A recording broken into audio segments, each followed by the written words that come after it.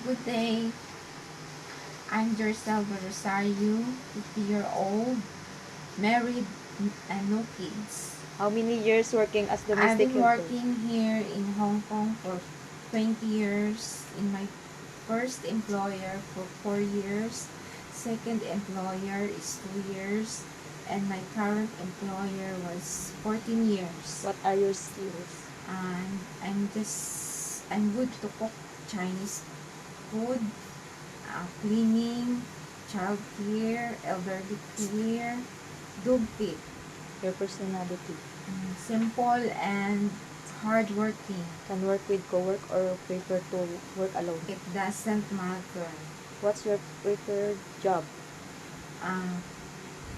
Child care, elderly care, dog care. And any question, just thank you. And any question, just look at my profile in Library Helper. Thank you.